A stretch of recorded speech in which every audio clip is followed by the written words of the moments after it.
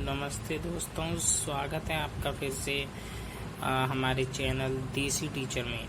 और हम पिछली वीडियो हमने जो कराई थी उसमें हमने हमारा जो लास्ट सवाल था उसका जो उत्तर आया था वो हमारे हिसाब से आया था 1.495 इंटू 10 की पावर 23।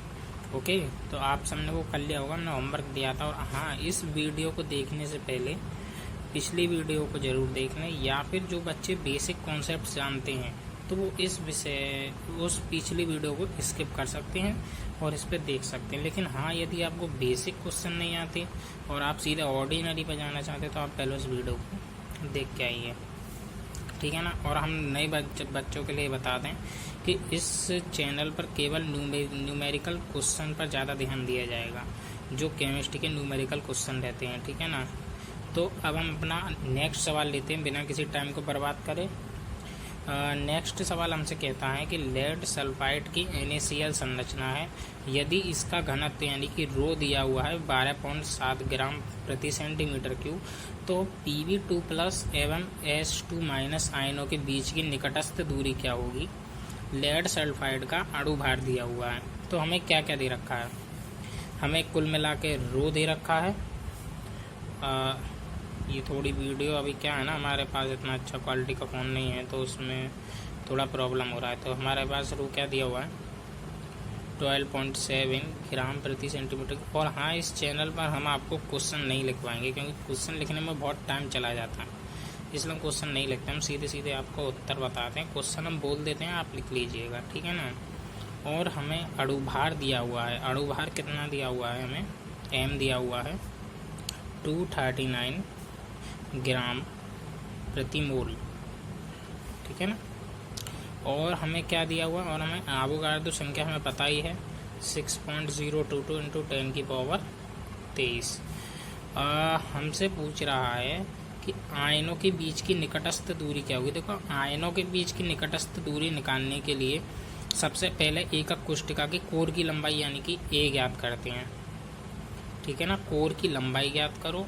कोर की लंबाई ज्ञात करने के बाद जो आयनों के बीच की दूरी होगी कोर की लंबाई की आधी होगी। क्या होगी, कोर की लंबाई की आधी होगी। तो निकालते हैं अब हम। हमने कल एक फॉर्मूला पढ़ा था, रो बराबर Zm/AQ, यानी बहुत सिंपल सा ये है। तो इससे AQ बराबर क्या हो जाएगा Zm/ρn, ओके ना। अब इस वाले सवाल में हम मान रख दें। देखिए, हम आपको एक और चीज़ बता दें, हमने क्वेश्चन बोला था कि NaCl संरचना है। वो NaCl संरचना जो होती है वो FCC या CCP के लिए होती है, जिसके लिए Z बराबर क्या होता है 4। तो यानी कि यहाँ पे हम लिखेंगे Z बराबर 4 इंटू 239, और रो का मान दिया हुआ है 12.7 और Na 6.022 इंटू 10 की पावर 23। और एक और बात बता दें, इन क्वेश्चनों को ये जो हमारा ये मान जो आया है इसको आप खुद सॉल्व करें तो ज़्यादा सही रहेगा। हम केवल यहाँ पे सीधा उत्तर लिखेंगे।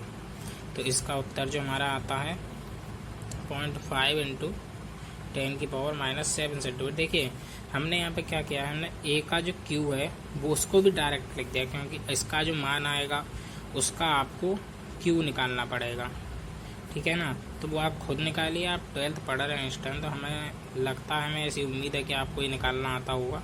तो A का मान इतना आ गया। अभी कह रहा आयनों के बीच की निकटस्थ दूरी क्या होगी। तो आयनों के बीच की दूरी, आयनों के बीच की दूरी, इसका जो फॉर्मूला होता है वो होता है A/2, यानी कि 0.5 इंटू 10 की पावर -7/2, यानी कि 0.2 गुना 10⁻⁷ सेंटीमीटर। हम इसको क्या लिख सकते हैं, अगर आप इसको और डीपली सॉल्व करेंगे तो कुल मिला के 0.25 बार आता है, ठीक है ना। तो हम इसको लिख सकते हैं 250। हम इसको क्या करते हैं, हम इसको 3 स्थान ले आते हैं, तो यहाँ 10⁻⁻10 हो जाएगा। 10⁻7 की जगह क्या हो जाएगा यहाँ पे 10⁻10, और 10⁻10 सेंटीमीटर का मतलब क्या होता है 1 पिकोमीटर। तो यानी कि कितना हो जाएगा 250 पिकोमीटर। हम वहाँ पे 4 ऑप्शन जो होंगे उसमें देख लेंगे कि पिकोमीटर में पूछ रहा है या किस में पूछ रहा है, तो उस हिसाब से इस सवाल का उत्तर लिख देंगे। और देखिए, हम आपको हर बार की तरह कुछ सवाल होमवर्क में देते हैं।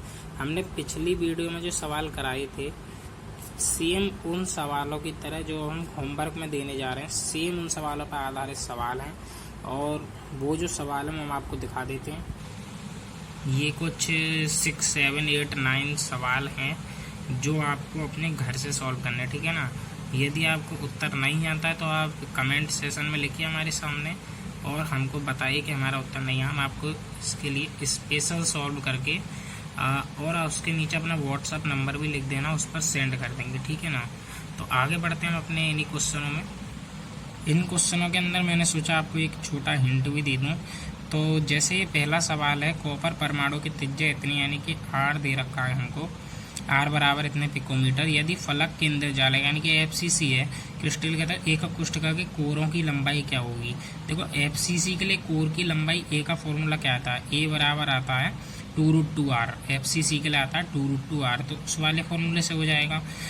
साथ में क्रोमियम की परमाणु त्रिज्या आर दी हुई है एंगस्ट्रॉम में, अंतःकेंद्रित घनीय जाला के एकक कोष्ठिका की कोर की लंबाई पूछ रहा है, तो उसके लिए क्या होती है। तो उसके लिए जो ए आती है वो आती है 4r/√3। ए बराबर 4r/√3 अंतःकेंद्रित के लिए। और एक एफसीसी संरचना वाले धातु की परमाणु त्रिज्या 8वें सवाल में परमाणु त्रिज्या आर दी हुई है पिकोमीटर में, और ये कह रहा है कि किनारे की लंबाई यानी कि ए पूछ रहा है, तो ए बराबर वही लगा देना 2√2r, ओके। और अगला नंबर सवाल कह रहा है कि एक तत्व का परमाणु भार 60 है, फलक केंद्रित घनीय इकाई कोष्ठिकाएं रखता है, उसकी इकाई कोष्ठिका के छोर की लंबाई इतनी दूरी, यानी कि इसने m दे रखा है, a दे रखा है और तत्व का घनत्व रो पूछा है। देखो, रो बराबर z की जगह हम क्या रखेंगे, फलक केंद्रित है तो 4 रखेंगे, z बराबर z, m की जगह लिखेंगे हम 60 जो हमें दिया हुआ है, अपन बटे में लिखेंगे AQ यानी कि यहाँ पे हमें a का मान दिया हुआ है, a बराबर 400 पिकोमीटर। तो पिकोमीटर को आपको क्या कर लेना है, आपको सेंटीमीटर में चेंज कर लेना है पिकोमीटर को। तो कितना हो जाएगा, 400 गुणा 10⁻10 सेंटीमीटर, और उसका होल क्यू कर देना है तो AQ निकल के आ जाएगा, और इंटू NA होता है बटे में, तो NA का मान रख देना है 6.022 इंटू 10⁻23। तो नंबर सवाल यहाँ ख़त्म हो जाता है। और आगे कुछ सवाल है वो भी हम आपको दिखा देते हैं। देखिए, आगे के सवाल ये हैं, जैसे 10वां सवाल हमें दिया हुआ है, BCC ज्यामिति वाले यौगिक का परमाणु द्रव्यमान 50 है, यानी कि m बराबर 50, एकक कोष्ठिका के घनत्व यानी कि रो पूछा है, और a दिया हुआ है और r दिया हुआ है। देखो, हमने जो अभी नमा क्वेश्चन बताया था, सेम नमे क्वेश्चन की तरह ये क्वेश्चन होगा, ठीक है ना। 11वां सवाल है, NaCl का आणविक द्रव्यमान m दिया हुआ है एवं विशुद्ध से घनत्व 2.167 ग्राम प्रति, यानी कि इस बार रो दिया हुआ है हमको, रो दे दिया है, m दे दिया है, Na एवं Cl माइनस के मध्य 2.814 गुणा 10⁻8 सेंटीमीटर औसत दूरी है। इन दोनों आयनों के मध्य औसत दूरी 2.814 गुणा 10⁻8 है। आवोगाड्रो स्थिरांक यानी कि इस बार Na का मान पूछा है, तो Na बराबर क्या हो जाएगा, Zm/AQ रो हो जाएगा, नहीं हो जाएगा। और तो इसमें इस वाले सवाल में क्या करना होगा, हमें औसत दूरी दी हुई है, यानी कि औसत दूरी हमने ध्यान कीजिए, हमने इससे पहले जो कॉपी में सवाल सोल्व करा था ना लास्ट वाला, सेम उसकी तरह हमने बताया था दो आयनों के बीच की दूरी यानी कि निकटतम दूरी, औसत दूरी, कोई सी भी दूरी बराबर होगी a/2 के। तो यानी कि इससे कोर की लंबाई a बराबर कितनी निकालेंगे हम, 2 गुणा औसत दूरी, तो ये इसमें a बराबर हो जाएगा 2 गुणा 2.814 गुणा 10⁻8, तो उससे a निकल जाएगा n। और हमें आवोगाड्रो स्थिरांक Na का मान ज्ञात करना है, तो रो बराबर Zm/AQ Na से Na बराबर क्या आ जाएगा, Zm/AQ रो, उसमें मान रख देंगे और इस सवाल का उत्तर आ जाएगा। तो अगला सवाल हमारा क्या है, सोडियम घनीय जालक में क्रिस्टलीकृत होता है और एकक कोष्ठिका की कोर की लंबाई a बराबर दी हुई है 430 पिकोमीटर। कोई नहीं, वो कॉल आ गई थी थोड़ा मोबाइल पे। अब शुरू करते हैं दोबारा वीडियो। सोडियम घनीय जालक में क्रिस्टलीकृत होता है और एकक कोष्ठिका की कोर की लंबाई a दी हुई है पिकोमीटर में। एकक कोष्ठिका में परमाणुओं की संख्या ज्ञात कीजिए। और Na का परमाणु द्रव्यमान दिया हुआ है, m दिया हुआ है और घनत्व रो दिया हुआ है। तो इस सवाल को आप कैसे हल करेंगे, परमाणुओं की संख्या ज्ञात कीजिए। देखिए, इस सवाल को हल करने के लिए हमने आपको बताया था कि परमाणुओं की संख्या बराबर होती है आवोगाड्रो संख्या की, और शायद हमने एक सवाल में सॉल्व भी किया था। अगर आपने हमारा पिछला वीडियो देखा हो तो पिछले वीडियो का जो लास्ट से सेकंड या फिर लास्ट सवाल जो था ना, वो इसी की तरह था सेम। तो हमारी पिछली वीडियो देखिए और इस सवाल को सोल्व किए थे। देखिए उसमें परमाणु संख्या हमने आपको एक और चीज़ बताई थी उसमें कि रेयर केस में वो क्या करता है, वो आवोगाड्रो स्थिरांक का मान बदल देता है। जब वो मान बदल देता है तो वो ये लिख के देता है कि परमाणु संख्या इतने ग्राम में इतनी है। तो यानी कि 200 ग्राम में यदि वो कुछ देता है कि परमाणु संख्या 100 है, तो यानी कि Na का मान 100 है, वो 200 ग्राम में। 200 ग्राम में मोल के कितने मोल हैं, 200 ग्राम में मोल स्थिरांक का मान कितना है, तो वो 100 है। 100 परमाणु का मतलब 200 ग्राम में 100 मोल है या फिर 100 परमाणु हैं। तो इसी तरह ये परमाणुओं की संख्या पूछ रहा है हमसे, इसमें Na बराबर निकाल देना है और आपका उत्तर आ जाएगा।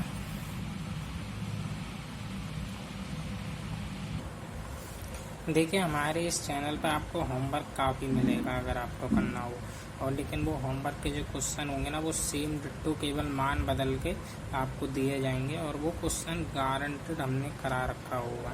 ऐसा एक भी क्वेश्चन नहीं छोड़ेंगे जो हमने नहीं करा रखा होगा। तो इसी तरीके से अगले क्वेश्चन बढ़ते हैं। जो अगले क्वेश्चन आते हैं हम आपसे उनसे पहले या फिर उनको अटेंड करने से पहले कह देते हैं।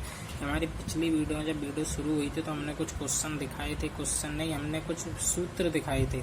उन सूत्रों को देखिए। उन सूत्रों में आप मेन रूप से देखिए त्रिज्या अनुपात निकालने का सूत्र, त्रिज्या अनुपात कैसे निकाला जाता है उस चीज़ को देखिए। तो हमने अगला क्वेश्चन देखते हैं कि एक यौगिक ए बी में ए प्लस आयन की त्रिज्या दी हुई है, यानी कि ए प्लस आयन की त्रिज्या क्या हो जाएगी, आर प्लस, है ना, प्लस आयन की त्रिज्या क्या होती है, आर प्लस बराबर हमारा कितना दिया हुआ है, 95 पिकोमीटर।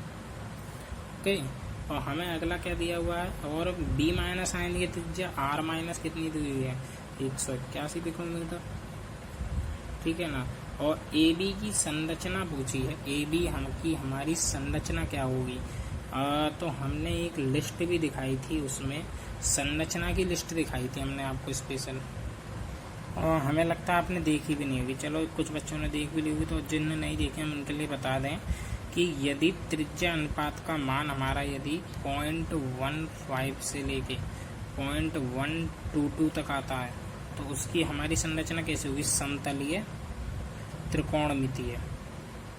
क्या होगी, समतलीय त्रिकोणमितीय।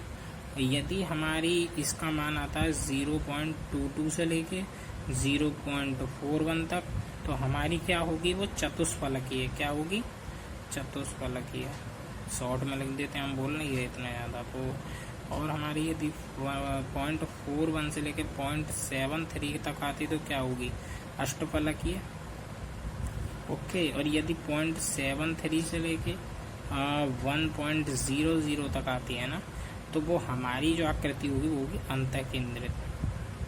क्या होगी, अंतःकेंद्रित। ठीक है ना। ये हमने 4 चीज़ बताई थी। और इन सवालों में ज़्यादातर ये पूछेगा कि त्रिज्या अनुपात का मान निकालो, उपसे संयोजक संख्या निकालिए। तो पहले त्रिज्या अनुपात यानी कि 0.15 से 0.22 के लिए जो उपसे संयोजक संख्या होती है कितनी, 3। अगले वाले के लिए उपसे संयोजक संख्या होती है 4, इससे अगले के लिए 6 और इससे अगले के लिए 8। ठीक है ना। तो ये नियम याद रखना है। इसके लिए अब हम निकालेंगे। इसके लिए हमारा क्या पूछ रहा था ये, इसके लिए हमारा पूछ रहा है त्रिज्या अनुपात क्या होगा।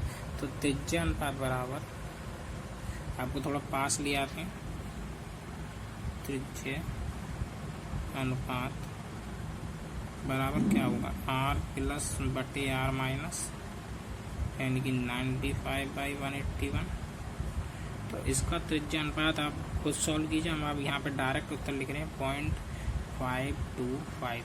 अब ये किसके बीच में आ रहा है, अब यहाँ देखिए 0.525 0.41 से 0.73 के बीच में आ रहा है, यानी कि इसकी संरचना क्या होगी, अष्टफलकीय। तो इसकी संरचना क्या होगी, हम यहाँ लिख सकते हैं अष्टफलकीय। यही कुछ आसान से क्वेश्चन आते हैं इस चैप्टर में से। यही 2-4 चीज़ें याद करने की हैं। उपसंयोजन संख्या लिखना चाहें तो लिख सकते हैं, 6 होगी इसकी क्या, उपसे संयोजन संख्या। तो इसी के अगले सवाल में बढ़ते हैं। अगला जो हमारा सवाल है उस सवाल में कह रहा है कि एक ठोस AB की संरचना CSCl प्रकार की है, CSCl प्रकार की है, और आप ये ध्यान रखना कि जो CaCl होता है हमारा, ये आपको याद करने पड़ेंगे, वो अलग से किताब में दिए होंगे, उनको रट लेना। CaCl क्या होता है? CaCl हमारा अंतः केंद्रित संरचना बनाता है। कौन सी? अंतः केंद्रित घनीय जालक बनाता है CaCl, है ना। आगे देखते हैं। और किनारे की लंबाई दी हुई है इसने किनारे की लंबाई का मतलब क्या दिया हुआ है? किनारे की लंबाई होती है धनायन और ऋणायनों के बीच की दूरी। और हमने आपको ये शायद बहुत बार बता दी होगी, चलो कोई नहीं, कर देते हैं, क्या करें, बताना पड़ता है बार बार। तो A बराबर कितना? 4.01 एंगस्ट्रॉम। ओके, और हमें क्या निकालना है इसमें पूछ रहा है A प्लस तथा B माइनस के मध्य की दूरी। A प्लस और B माइनस के मध्य की दूरी क्या होगी? नहीं कि R प्लस और R माइनस के बीच की दूरी क्या होगी? तो जब धनायन और ऋणायनों के बीच की दूरी निकाली जाती है, धनायन और ऋणायन के बीच की दूरी R plus plus R minus बराबर A√3/2। ये देखिए हम कहाँ से हम आपको फिर से हम ज़रा पास्ट में ले जाना चाहते हैं ताकि आपको अच्छी तरह समझ में आए। ये हम आपको ले आए हैं पास्ट में, यानी कि एक वीडियो पीछे, शायद आपको पिछली वीडियो में ना जाना पड़े। इसमें आप देख सकते हैं, हमने आपको पहले भी बताया था कि ये जो ये आता है ना अंतः केंद्रित के लिए, FCC जालक के लिए क्या आता है? D बराबर A√3/2। तो वही चीज़ हमने ली है, क्या लिए? वही चीज़ ली है हमने सेम। FCC के लिए D बराबर A√3/2, यही न्यूनतम दूरी है आयनों के बीच की। तो उस क्वेश्चन में वही लिखा है, देखते हैं। धनायन और ऋणायन के बीच की दूरी R plus plus R minus बराबर A√3/2। A का मान हमें दिया हुआ है, A का मान हम यहाँ पुट कर देंगे 4/2, √3 का मान 1.732 दे दो। हम इसे डायरेक्ट लिख देते हैं 3.5 एंगस्ट्रॉम, ठीक है ना। अब हम आपको क्या देंगे? होमवर्क, जिससे आप लोग क्या करते हैं? डरते हैं, लेकिन आपको डरना नहीं है, ठीक है ना। होमवर्क सॉल्व करना, जब हम आपके लिए इतनी मेहनत कर सकते हैं तो आप हमारे के लिए होमवर्क के 2 या 6 क्वेश्चन तक सॉल्व कर ही सकते हैं। तो होमवर्क में हमारा क्वेश्चन क्या है वो देख लेते हैं। होमवर्क के हमारे ये 2 क्वेश्चन हैं। MgO क्रिस्टल की संरचना दीजिए, यानी कि संरचना बतानी है। यदि धनायन में ऋणायन की त्रिज्या कम से R दी हुई है, R प्लस 65 दे रखा है और R माइनस 140, और धनायन की उपसे संयोजक संख्या भी दी। देखिए इनका आपको अनुपात ज्ञात करना है। इनका अनुपात जो भी निकल के आएगा उसके हिसाब से हमने जो आपको लिस्ट बताई थी उसमें से देखना है। जैसे मान लो कि इनका अनुपात इनके बीच में निकल के आता है 0.41 से लेके 0.73 के बीच में निकल के आएगा, है ना। तो इसका मान क्या हो जाए? इसका मतलब क्या हो जाए कि इसकी संरचना अष्टफलक की अवशेषण संख्या 6 है, ठीक है ना। ये सवाल सॉल्व हो गया। 14 में सवाल में क्या है? Z2 + 2 माइनस आयनों की त्रिज्या दी हुई। इनका अनुपात मान लीजिए, इनका अनुपात हम आपको बता देते हैं 0.22 से लेकर 0.41 के बीच में आएगा। दूसरे मान बैठेगा, यानी कि इसकी उपसेचन संख्या कितनी हो जाएगी? 4, और इसकी आकृति कैसी हो जाएगी? चतुष्फलकीय, ठीक है ना। तो अगला ये आपके होमवर्क थोड़ा आसान था, कुछ नहीं था, बस एक बार लिख के देख लेना, याद हो जाएगा। अब हम आपको कराएंगे ऐसे क्वेश्चन जो आपने पढ़ लिए हैं, ठीक है ना। तो अब इन्हें तो गारंटेड हमारा बिना उत्तर देखे सॉल्व करना आपको पहले रफली, क्योंकि हमने आपको करा दिए हैं। तो देखते हैं हमारा अगला क्वेश्चन क्या है। एक यौगिक षटकोणीय निबिड़ संकुलित संरचना बनाता है। इसके 0.5 मोल में कुल रिक्तियों की संख्या कितनी है ना। उनमें से कितनी रिक्तियां चतुष्फलकीय हैं? कुल रिक्तियों की संख्या पूछ रहा है और ये भी कह रहा है कि चतुष्फलकीय रिक्तियां कितनी हैं। तो हम सबसे पहले यौगिक के 0.5 मोल में मोल निकाल क्या परमाणुओं की संख्या निकाल लेते हैं। तो 0.5 मोल में यौगिक के, है ना, परमाणुओं की संख्या।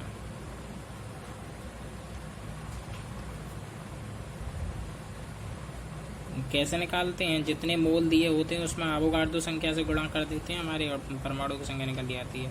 0.5 × 6.022 × 10⁻23 यानी कि 3.011 इंटू 10⁻23। इतने हमारे परमाणुओं की संख्या आ गई।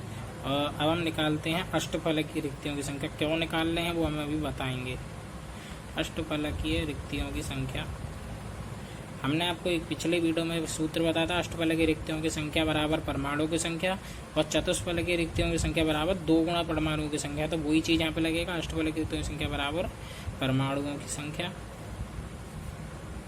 आप ही कहते होंगे ये सर क्या बड़ एकदम बोल देते। देखिए, हम आपके लिए टाइम बर्बाद नहीं करना चाहते बिल्कुल भी। बहुत से टीचर होते हैं वो बहुत धीरे धीरे बोलते हैं, हम नहीं चाहते हम इतना धीरे धीरे बोलें। तो इसके परमाणुओं की संख्या अष्टफलकीय रिक्तियों में कितनी आ गई, 3.011 इंटू 10⁻23।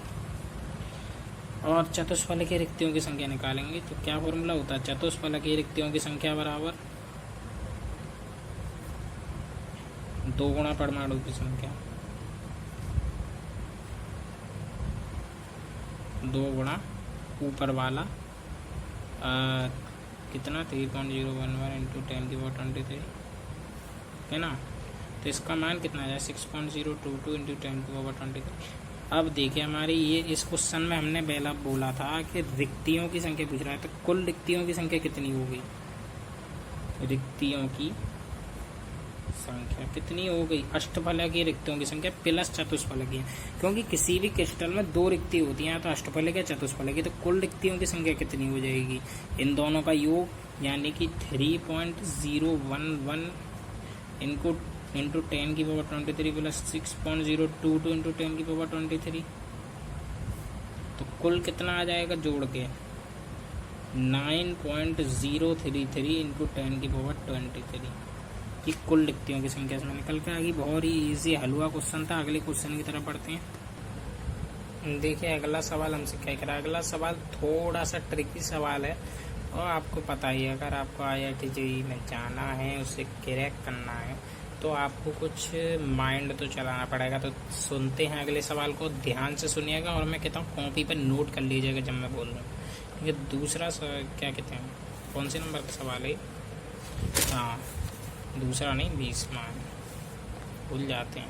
20वें नंबर का सवाल क्या, एक आयनिक ठोस में x माइनस आयन फलक केंद्रित घनीय जालक बनाता है। x माइनस आयन क्या करता है, फलक केंद्रित घनीय जालक बनाता है और A प्लस आयन जालक के अष्टफलकीय एवं चतुष्फलकीय छिद्रों में समान संख्या में उपस्थित है। यानी कि इस पंक्ति का मतलब समझो आप कि इसमें अष्टफलकीय और चतुष्फलकीय जो हमारे आयन हैं वो बराबर हैं, अष्टफलकीय एवं चतुष्फलकीय के समान हैं का मतलब क्या है, इन दोनों की संख्या समान है। ये इस गहराई में जाइए, सोचिए इसे। और फिर ये कह रहा है कि आयनिक ठोस का सूत्र याद कीजिए। जो हम क्या मान लेते हैं कि हम मानते हैं इस सवाल में, माना x माइनस यानी कि जो फलक केंद्रित है उसके आयनों की संख्या क्या मान ली हमने, बराबर मान ली x, ठीक है ना। और अष्टफलकीय की क्या हो गई, देखो यदि हम यहाँ पे अष्टफलकीय की, देखो हम ले लेते हैं अष्टफलकीय छिद्रों की संख्या,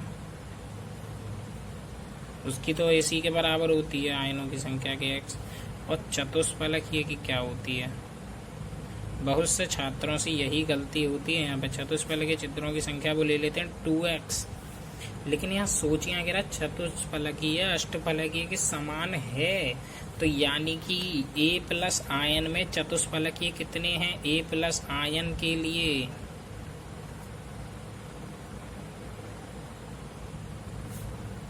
चतुष्फलकीय बराबर किसके होंगे, अष्टफलकीय के, यानी कि इसके लिए चतुष्फलकीय x होंगे, यानी कि A प्लस के आयनों की संख्या क्या बराबर क्या हो जाएगी, अष्टफलकीय के प्लस चतुष्फलकीय के। तो इतना हो गया 2x। तो A प्लस अनुपात x माइनस x बड़ा है, बराबर क्या हो जाएगा 2x अनुपात x। यहाँ से x मरेगा तो सूत्र क्या आ जाएगा A2x। किस सेम अब आपके शुरू हो गए हैं, IIT लेवल के क्वेश्चन, ठीक है ना। तो आगे अगला सवाल हम देखते हैं। कॉपर धातु का घनत्व तो दिया हुआ है हमको, कॉपर धातु का घनत्व यानी कि रो दिया हुआ है, रो बराबर 8.95 ग्राम प्रति सेंटीमीटर क्यूब। आर दी हुई है और सवाल तो पढ़ देते हैं। तथा परमाणविक त्रिज्या 127.8 पिकोमीटर है। बताइए कि कॉपर क्रिस्टल सरल घनीय काय केंद्रित या फलक केंद्रित घनीय संरचना में किस रूप में क्रिस्टलीकृत होगा। देखिए ये भी बहुत ट्रिकली क्वेश्चन है, कैसे है वो भी हम बताएंगे। पहले क्वेश्चन पूरा पढ़ देते हैं। कॉपर का परमाणविक द्रव्यमान दिया हुआ है हमको, m दिया हुआ है 63.54 ग्राम प्रति मोल, ठीक है ना। और हमको क्या दिया, Na दिया हुआ है, Na हम सबको पता ही है 6.022 इंटू 10⁻23 मोल इनवर्स, ठीक है ना। तो इस सवाल में ट्रिकी क्या है, इस सवाल में बीच की लाइन जो है ना सरल घनीय है, काय केंद्रित है और फलक केंद्रित है।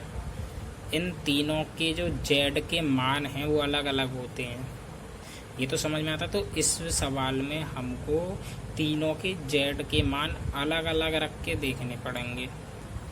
अलग अलग रख के देखोगे तो आपको ए के मान निकालने पड़ेंगे, ठीक है ना। या फिर ये मत कीजिए, रुको, हमारे दिमाग में कुछ और आता है। हाँ, हमारे दिमाग में एक और ट्रिक आता है। वो ट्रिक क्या आता है कि हमने तीनों के लिए अलग अलग ए के मान पढ़े थे कि ए बराबर 2r होता है, ए बराबर 2√2r होता है ना, और ए बराबर हमारा 4r/√3 भी होता है। ये तीनों के लिए हमने पढ़ा था, ठीक है ना। तो हम एक काम करते हैं, हम तीनों को रख के देखते हैं। ये पहला सरल घनीय के लिए, यदि इस वाले से उत्तर हमारा 1 आ जाता है तो ये सरल घनीय है, जो कि नहीं आएगा हमारी प्रैक्टिकल से। यदि आप ये तीसरा वाला ट्राई करते हैं, a बराबर 4r/√3 रखते हैं और उससे a का मान निकालते हैं तो भी नहीं आएगा आपका। कितना आना चाहिए, 2 नहीं आएगा। लेकिन अगर आप इसको रखते हैं तो आपका आ जाएगा, देखो कैसे, 2√2 इंटू r,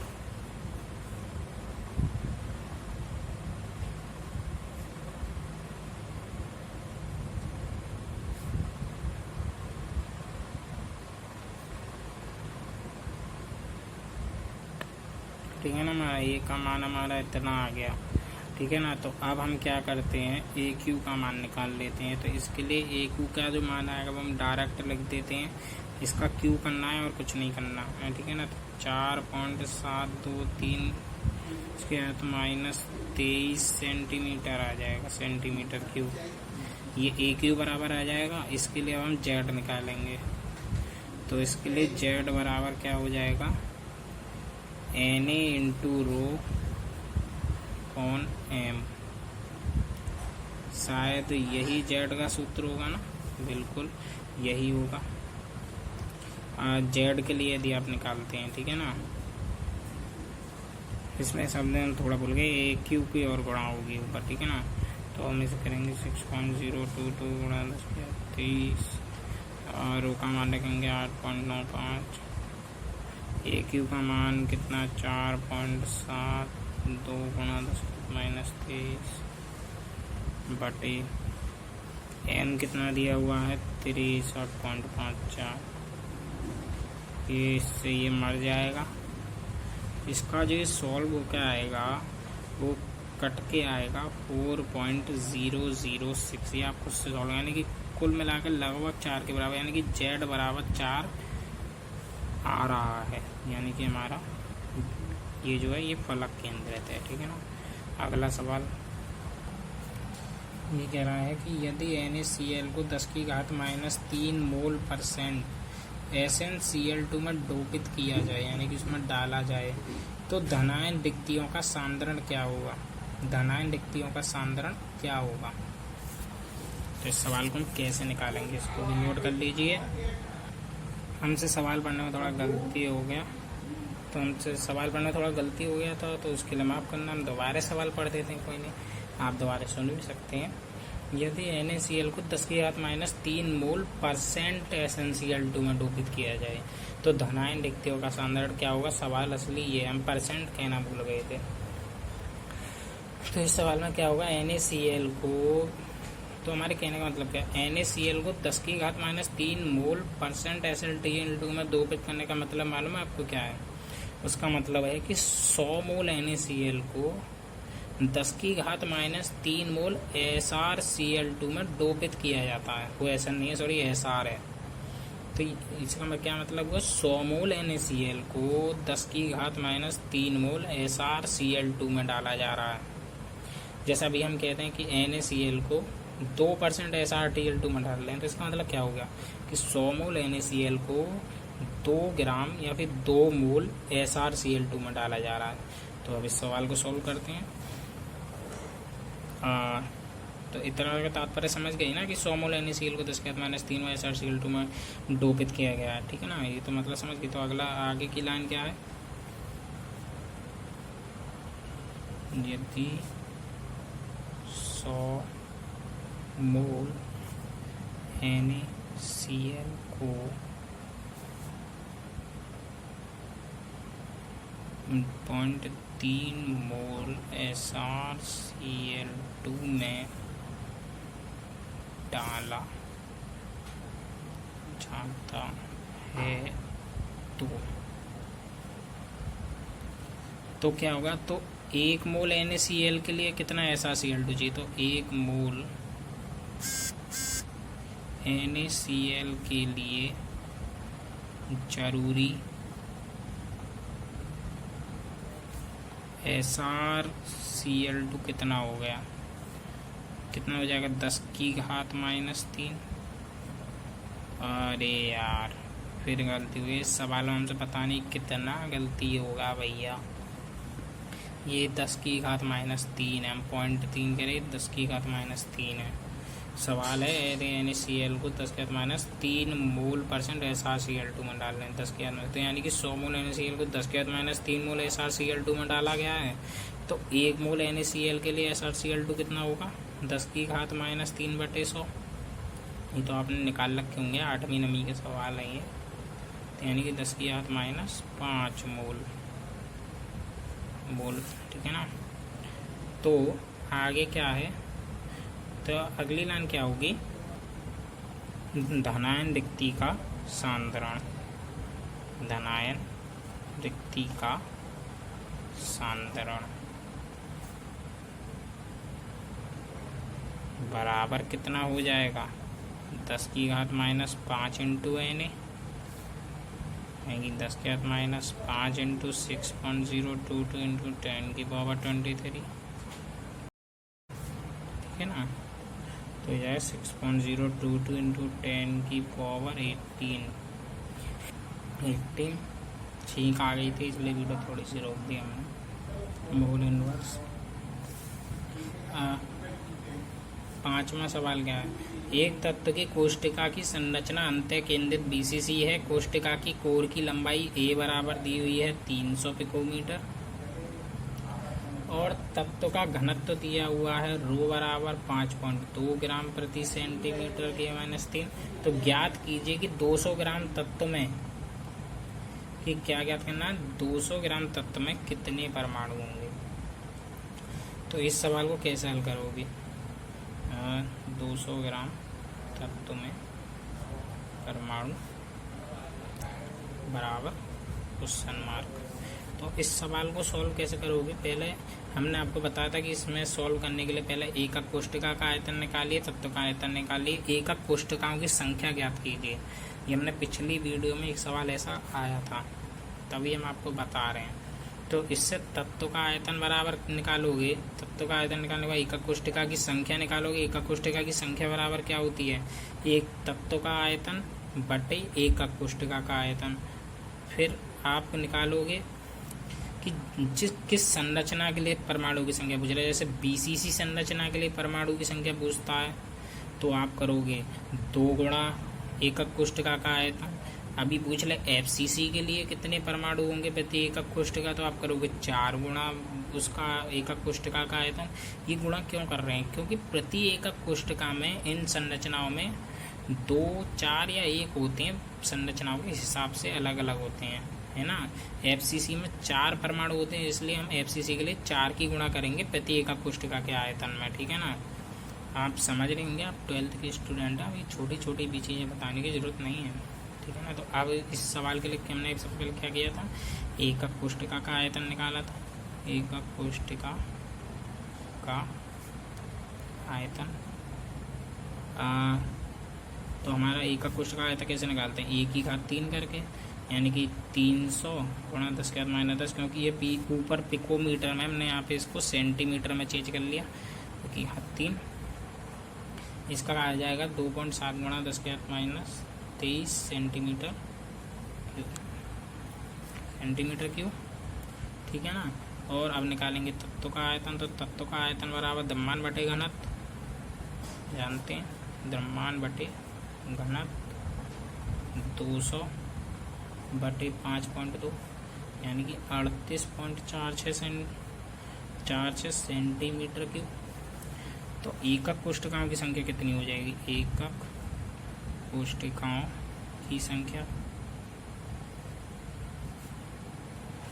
बराबर हो जाएगी तत्व का आयतन, यानी कि 38.46 बटे एकक कोष्ठिका का आयतन 2.7 गुणा 10 की घात -23। तो इसका सॉल्व करके कितना आएगा, 14.25 गुणा 10 की घात 23, है ना। ये 10 थोड़ा ठीक से बना देते हैं, राइटिंग में थोड़ा गड़बड़ रहता है। अगला पेज, तो क्या हो जाएगा, तो अब ये बी क्या है, ये कौन सी संरचना है, ये बीसीसी संरचना है। एकक कोष्ठिकाओं की संख्या मैंने निकाल ली, तो बीसीसी संरचना के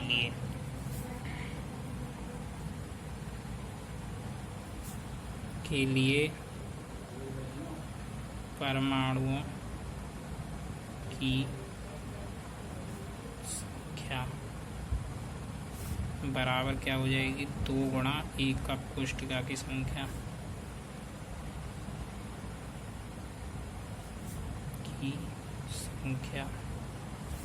यानी कि 2 गुणा 14.25 गुणा 10 की घात 23, 28.5 गुणा 10 की घात 23 से 2.85 गुणा 10 की घात 24, ये हमारी होगी कुल परमाणु की संख्या। तो ये सवाल इस तरीके से सॉल्व होते हैं, और यही सवाल आते हैं, क्योंकि ज़्यादा कठिन सवाल नहीं, तो मुश्किल से 4-5 तरीके के सवाल हैं।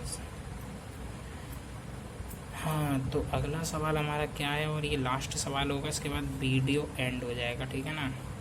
अगला सवाल कहता है धात्विक गोल्ड एफसीसी जालक में क्रिस्टलीकृत होता है, इसका घनत्व रो बराबर है 19.3 ग्राम प्रति सेंटीमीटर क्यूब।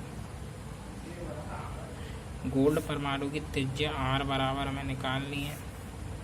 गोल्ड का परमाणु द्रव्यमान दिया हुआ है, M बराबर दिया 197 ग्राम प्रति मोल, Na बराबर दिया हुआ 6.022 इंटू 10⁻23, ठीक है ना। तो हमारा क्या पूछ रहा है, ये गोल्ड की परमाणु त्रिज्या पूछ रहा है। तो परमाणु त्रिज्या निकालने के लिए सबसे पहले हम इन मानों के आधार से ये निकाल सकते हैं, रो बराबर ZM/AQ से, तो AQ बराबर क्या हो जाएगा, ZM/ρNA। इसमें आप लोग इन सब के मान रखेंगे, आज आपका होमवर्क है, इन सब के मान रखेंगे, तो इसका जो AQ का जो मान आएगा वो निकल के आएगा 6.779 इंटू 10⁻23, ये इतना मान आएगा। जहाँ से आप यदि A का मान निकालेंगे तो वो आएगा 4.077 इंटू 10⁻8 सेंटीमीटर, यानी कि 407.7 पिकोमीटर, ठीक है ना। पिकोमीटर में लिख देते हैं। R निकालेंगे, क्या कह रहा है, ये एफसीसी जालक है, एफसीसी के लिए R बराबर क्या होता है, A/2√2, यानी कि 407.7/2 इंटू 0.414। इसे भी आप खुद सॉल्व करेंगे, हम इसका उत्तर लिख देते हैं 144.2 पिकोमीटर। तो आज के लिए सिर्फ इतना ही, और हम आपसे मिलते हैं अगली वीडियो में।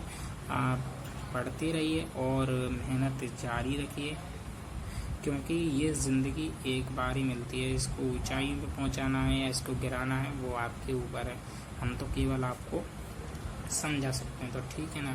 तो गुड बाय दोस्तों, नमस्ते, गुड बाय, सत श्री अकाल, सलाम। और क्या होता, और कुछ नहीं होता। Thank you.